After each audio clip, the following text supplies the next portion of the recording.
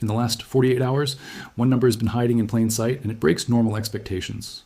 $467 trillion. In a world where most assets are digital entries and most liquidity is a promise, that much metal is sitting behind locks, cameras, insurance policies, and rules that were written long before modern trading screens existed. And yet the strangest part is not that the gold is there. The strangest part is that the global gold market keeps trading as if it is everywhere, as if it is limitless, as if claims can be created forever and redeemed whenever anyone feels like it. They said this system could never wobble because it is deep, liquid, and well-functioning. But the data shows something else entirely. Institutions are behaving as if trust is being repriced. What I'm about to lay out changes how the last few years make sense. Not through rumors, not through viral clips, through numbers that don't line up unless you accept one uncomfortable fact. The most powerful balance sheets on Earth are positioning early, quietly, and in size, while the public conversation is still arguing about yesterday's story. Here's where it gets interesting. The signal isn't coming from a headline price chart. It's coming from who is removing metal from circulation and who is trying to keep exposure as cheap and as frictionless as possible. Welcome to Meridian Ledger, where we read the reports, the vault data, and the institutional footprints, so you see the shift before it becomes a headline. If you've ever felt like markets only explain themselves after the move is already over, you're in the right place. Consider subscribing the way you'd keep a wise elder's number saved in your phone. You don't need it every day, but when you need it, you really need it. And tell me in the comments where you're watching from, because the gold story looks different depending on which currency you live inside. Now, here's the event that should have been impossible to ignore. In late January 2026, the World Gold Council reported that central banks bought 863 tons of gold in 2025. That is not a niche statistic. That is the official sector taking nearly 900 tons of metal off the market in a single year. The timing is the tell. Purchases accelerated into the fourth quarter, with about 230 tons bought in Q4 alone. While commentators argued about soft landings, rate cuts, and normalization, the official sector was still increasing its allocation to the one asset that does not require anyone else's signature, anyone else's payment system, or anyone else's permission to exist. And it wasn't just a vague collective. Poland, by itself, added 102 tons in 2025, the largest buyer for the second consecutive year. Think about the message embedded in that choice. A central bank is not chasing a trade. It is changing the composition of national reserves, adjusting what stands behind its currency, and reducing exposure to the liabilities of other nations. That contradiction is the central mystery. If confidence is returning, why is the official sector still accumulating the asset that exists for moments when confidence breaks? To answer that, you have to stop treating gold like a price chart and start treating it like a settlement layer. Gold is not primarily a commodity the way copper is. It is not primarily a growth asset the way equities are. Gold is a settlement asset. It is the thing you hold when you want an option outside the system, not inside it. The decision to accumulate gold is rarely just about returns. It is about reliability, independence, and what happens when the chain of obligations gets stressed. Here is where the historical pattern becomes hard to unsee. In 1971, the United States closed the gold window. Overnight, the world moved from a system anchored to gold convertibility to a system anchored to confidence in central banks and fiscal discipline. The decades that followed were not simply a line on a chart. They were a repricing of trust. Inflation redefined purchasing power. Bond markets demanded a new premium for uncertainty, and gold, over time, reflected the loss of the old anchor. In 1999, European central banks created a formal agreement to limit gold sales. That wasn't because they suddenly became romantics about metal. It was a recognition that official flows moved markets and that signaling mattered. When the system is stable, nobody needs to coordinate about gold. When the system is fragile, coordination becomes a tool, and the tool is used to reduce volatility in something that quietly underpins credibility. In 2008, the global financial crisis was not just a downturn, it was a trust event. Interbank lending froze because institutions questioned one another's solvency. Central banks responded with liquidity facilities, rate cuts, and balance sheet expansion on a scale that would have sounded impossible a few years earlier. In the years after, central bank gold buying returned as a structural feature. Different decade, same instinct. Reduce counterparty exposure. Now add the 2020s. The world absorbed supply shocks, policy shocks, and the fastest rate hiking cycle in decades. The modern system survived, but it did not heal back to the old assumptions. Debt levels stayed elevated, fiscal deficits stayed sticky, funding costs became more sensitive, and the official sector kept buying gold in amounts that look less like a hedge and more like a redesign of the reserve map. The pattern is simple. When the credibility of paper promises is questioned, even quietly, demand for settlement assets rises. So who are the players, and what exactly are they doing? Start with central banks, because their actions are the clearest signal that is not filtered through marketing. When a central bank buys gold, it is not simply expressing an opinion. It is changing the composition of reserves that back a currency and support international settlement. Gold reduces reliance on another country's liabilities. It reduces the need to trust a foreign banking system in the same way. It is a way to hold value that is not somebody else's promise. Poland's 102 tons is a visible example because it is large and it is public. But the deeper point is that multiple reserve managers are willing to add metal even after gold has already been in a long-term uptrend. That matters because trend following is not usually how central banks behave. They behave like insurance buyers. They buy what looks expensive right before the thing they are insuring against becomes obvious.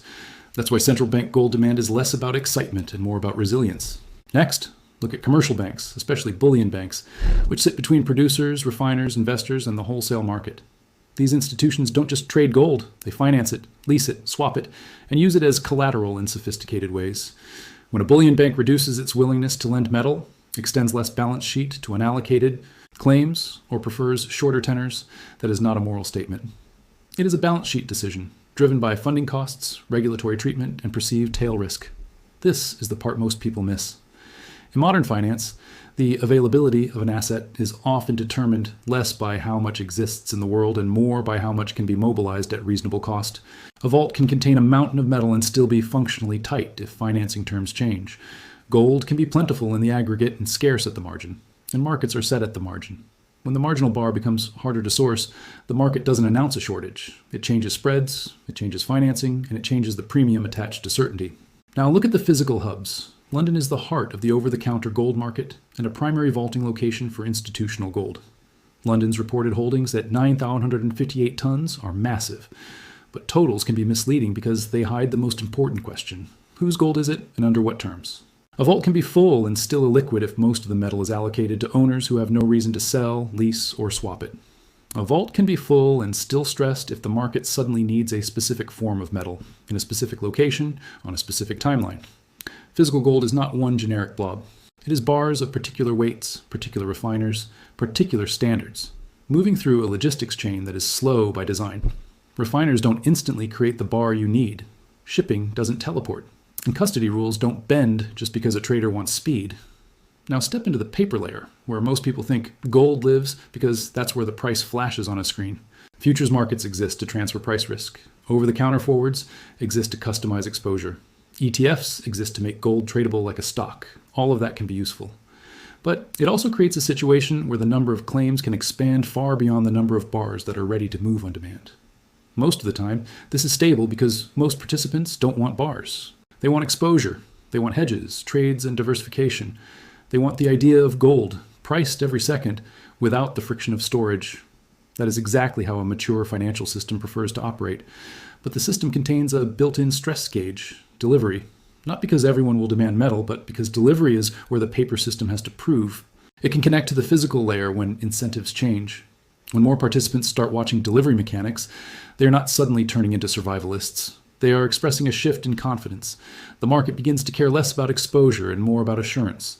Now we reach the dislocation, the part no one likes to explain because it sounds too abstract, until it suddenly becomes real.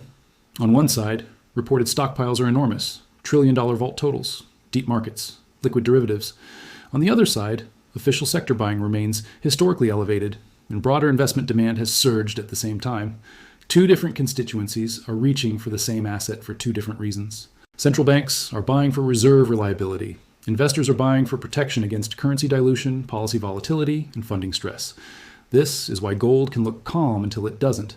Calm is a function of netting. Claims offset claims. Leverage creates the illusion of abundance, but physical demand is not a chart. It is refinery throughput. It is shipping schedules. It is vault capacity. It is the availability of bars that meet delivery standards. When demand shifts from paper exposure to physical possession, the system becomes less elastic. And this is where you see the split between official language and market reality. Officially, the system can always provide liquidity. Officially, markets can always clear. Officially, risk is diversified across participants. But physical metals have one simple rule. You can't net what you don't have. You can only deliver what exists, where it exists, in the form required. Everything else is a contract, and every contract is a claim on someone's ability to perform. Let's anchor this in evidence, not mood. First, the World Gold Council's number, 863 tons of central bank purchases in 2025. Second, the acceleration, about 230 tons in the fourth quarter. Third, the concentration, Poland's 102 tons, the largest buyer for the second year running. Those are actions measured in metal, not in headlines. $467 trillion. On paper, that sounds like plenty, but liquidity is not the same as quantity. If most of that gold is already spoken for, the available layer is thinner than the total suggests. And when the available layer thins, small shifts in demand can cause outsized changes in terms. Terms matter as much as price. In stressed periods, markets often adjust by changing the cost of leverage, the cost of carry, and the ease of settlement. That can happen through higher margins, tighter financing, wider spreads, and more conservative lending against collateral. None of that requires a dramatic announcement. It can happen quietly, in risk committees and clearing rules, long before the public notices anything. This is not drama, it's plumbing. And when plumbing tightens, the pressure shows up somewhere, eventually. This is also why the phrase, banks are hoarding gold, is more precise than it sounds. Hoarding doesn't necessarily mean stacking bars in a basement. In wholesale finance, hoarding often looks like this. Less willingness to lend metal, shorter. Lending tenors, more demands for cash collateral, and a preference for allocated ownership over unallocated claims. It is the difference between owning a house and holding a note that says someone else will let you use a house if you ask nicely. Now, let me make the mechanism simple without dumbing it down.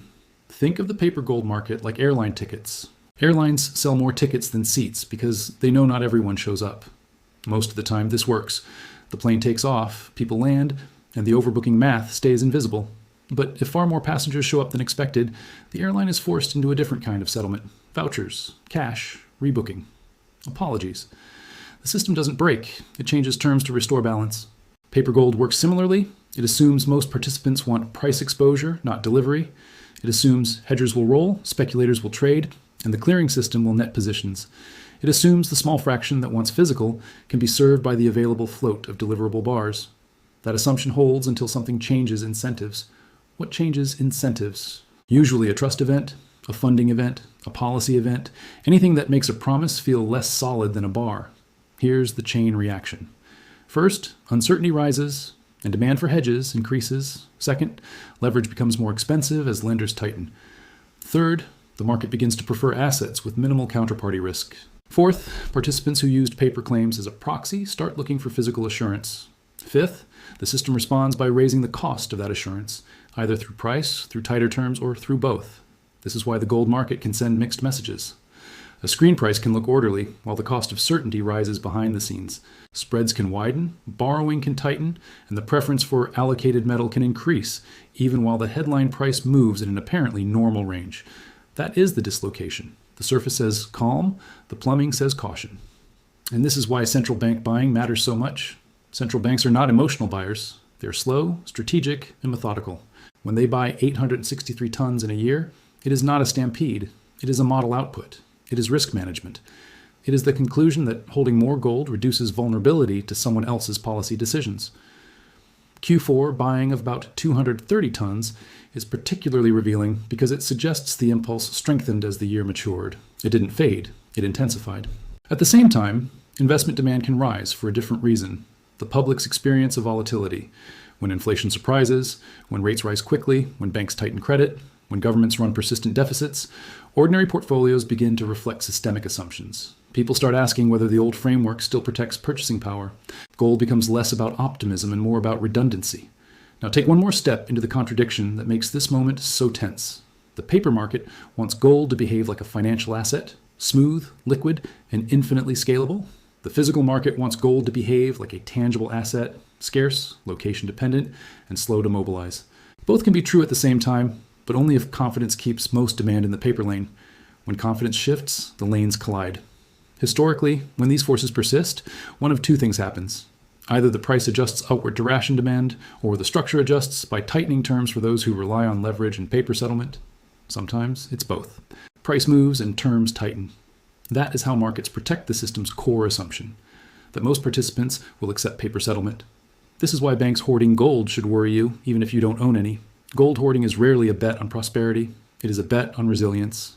It is a signal that the people closest to the currency engine want an asset that sits outside it. It is a way of saying, without speeches, that the next decade may reward solidity more than speed. So what does this mean going forward in a way that respects uncertainty? It means we are in a phase where the monetary system is being stress tested not by one apocalypse but by cumulative strain. If central banks continue buying at anything close to 2025 levels, the official sector remains a structural source of demand. If investment demand remains elevated, the market must either pull supply from somewhere or adjust price and terms to discourage marginal buyers. There are a few scenarios, and none require prophecy. In a conservative scenario, official buying slows modestly, inflation cools, and gold ranges, while the system absorbs demand without drama. In a moderate scenario, official buying stays firm. Real yields become less attractive, and gold continues to grind higher as reserve managers diversify away from concentrated currency exposure. In a more aggressive scenario, a funding shock or a sharp policy surprise pushes more participants from paper claims toward physical assurance, and the market responds by tightening settlement terms, widening spreads, and forcing price to do the rationing. Notice what's common to all three. The key variable is not a headline. It is behavior. It is whether large institutions keep converting claims into metal and whether the market's settlement assumptions remain stable. So what should be watched? Not opinions, indicators. Watch the pace of quarterly official sector additions. Watch whether buying accelerates when the narrative says risk is fading. Watch vault reports for directional changes and pay attention to the difference between totals and availability. Watch whether market participants increasingly differentiate between allocated and unallocated exposures. Watch whether financing against precious metal collateral becomes more conservative. And watch the relationship between the story of stability and the actions of the institutions responsible for stability. When words say one thing and balance sheets do another, the balance sheet is the truth. Now we arrive at the divide. The difference is not about being smarter. It is about paying attention to the right layer of reality. Retail tends to watch price after it moves. Institutions tend to watch flows before they move. The information gap becomes a wealth gap not because of secret meetings, but because of incentives and tools. Reserve managers read risk differently. Banks manage liquidity differently. Large allocators respond to policy regimes, not to daily noise. When the regime shifts, the ones who noticed early look calm, and the ones who didn't feel like the world changed overnight. That is why this matters now. The official sector buying 863 tons in a single year is not trivia. It is a signal that the people who live closest to the currency engine are accumulating the one asset that can settle without permission. London's trillion-dollar vault totals are not a comfort by themselves. They are a reminder that ownership and availability are different things, and the coexistence of massive stockpiles with sustained, elevated demand is exactly how dislocations build without fanfare. This is Meridian Ledger, where we decode what matters before its headlines. If this connected dots you hadn't seen, you know what to do. The question isn't whether the gold story unfolds. The question is whether you recognize the shift while it still looks like background noise. Here's the choice ahead. And it's not about predictions. It's about whether you track the layer where institutions actually move. If you only watch headlines, you will see gold after it reprices. If you watch flows, you will see it while it still looks boring. The official sector does not buy 863 tons in a year for entertainment. It buys because models say the distribution of outcomes is shifting. When Q4 alone shows about 230 tons of buying, that is the stress test speaking. Poland's 102 tons matters for the same reason. It is a reserve manager choosing metal over convenience. The separating line is attention. One group waits for permission to believe. The other reads the footprint and adjusts their understanding early. That is why this topic matters now, before any panic, because repositioning always happens first in the quiet rooms of finance.